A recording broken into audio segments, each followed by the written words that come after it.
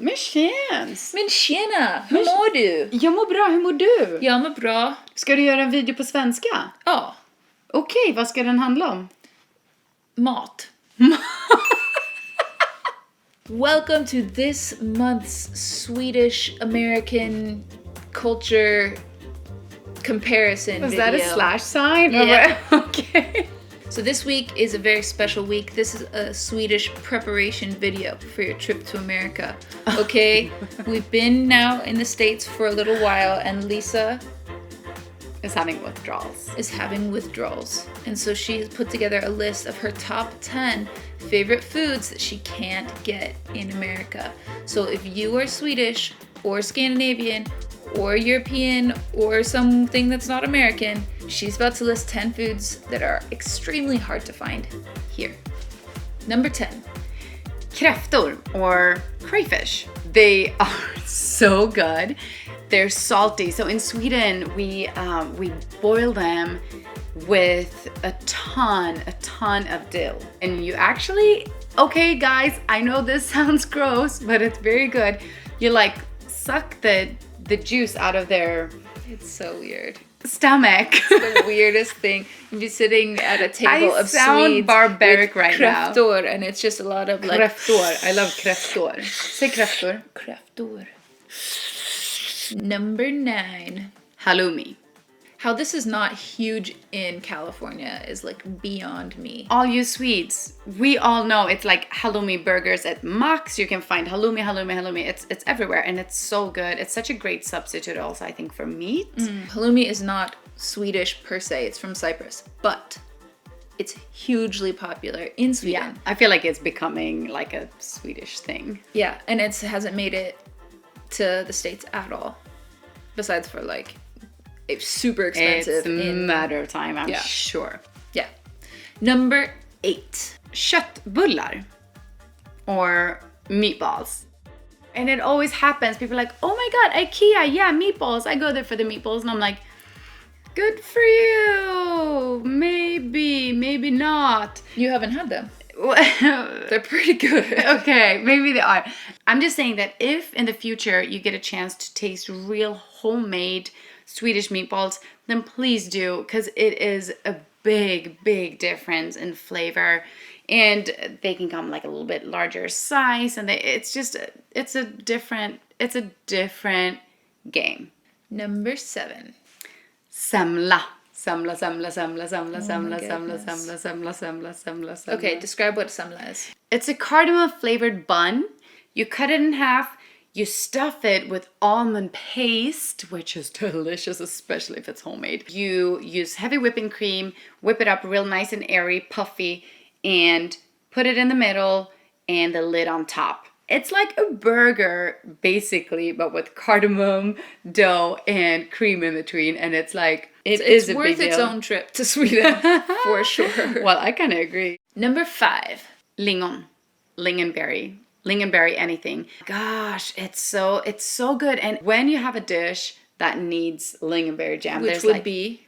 Like mousse meatballs. Oh my God, mousse meatballs. It's really good. It's not often, but when it happens, the withdrawals are real. It's a struggle. Number 5. Saffron ice cream. I don't know about you guys. Maybe you are one of these people that I would love to be that make your own ice cream and it tastes amazing. I have actually not tried that yet. I don't think you have either. Have you? Not with you. Oh, but you have. Oh yeah. Oh, can you make good ice cream? Kids, we used to do that in like science projects in school with rock salt. That is so American. You make ice cream in chemistry class? Yeah. I love that. You don't really use it in America. Definitely not in Southern California. I believe I think it's like Amish. The saffron is a huge part of their cooking, and so they have saffron flowers everywhere. So come saffron season, it's everything's flavored with saffron there. Number 4. Saltlakrits, salty licorice, always and forever in my heart. Okay, so it actually is getting a little easier to find here, but it's not Swedish famous brands, the ones that I'm looking for. They're kind of like Dutch brands, not as good. But I'm not complaining. I can find them. At least you can find them. At least I can find them. But whenever I go to Sweden, I stack up on my Häxvrål and... Why don't you just go ahead and grab your... Okay. You're about to see how serious this is. This is the perfect example of all the things that I dislike.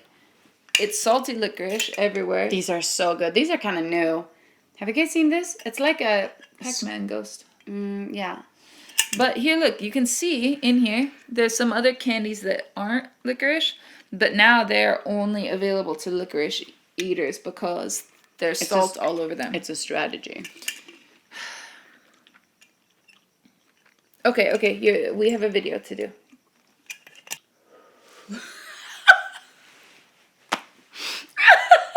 Come back here. Hey. Number 3. Kex Choklad. Kex Choklad doesn't really have a translation. It's just what it is. It's a... Kex Chocolate.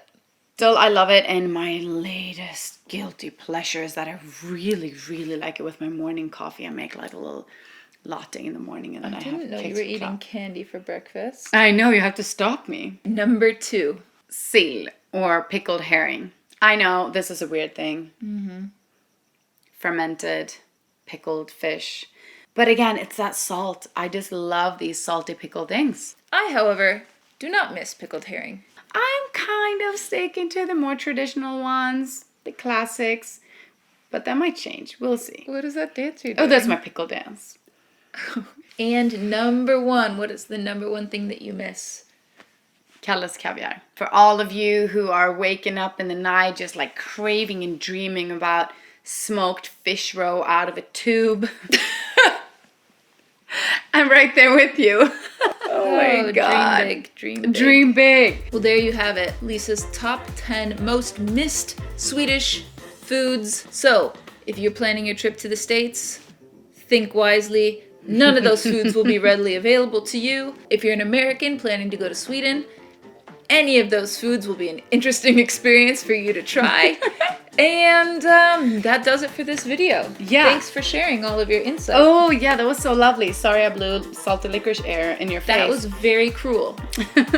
I also just want to say that we're going to make another video about what you miss as an American when you're in Sweden as far as like candy and beverages and things to put. Spoiler alert, it's probably a lot more processed than your food. I want to know what you guys think. Do I have terrible taste?